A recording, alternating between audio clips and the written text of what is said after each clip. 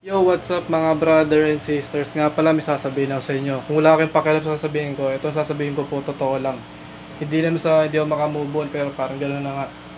Sa mga hindi po nakakaalam, si brother Alex po. Ha?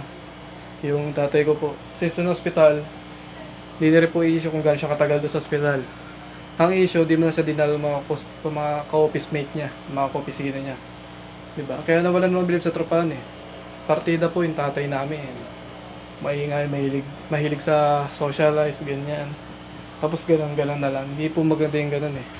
Kaya sa totoo lang, what's the use of pagiging friendly kung ganun din pala abutin mo? Diba? Asan sila na hospital ka? Wala man lang dumalaw. So disappointing. Kaya, pero may na-realize po ako dun. Hindi na po ako aasa ko sa akin mangyari sa akin. Pero di ko na po papangarapin yung ganun. So yun lang. Pagka huwag ka nang aasa kahit kanino. Tsaka para sa akin, hindi talaga ako niniwala sa tropahan eh.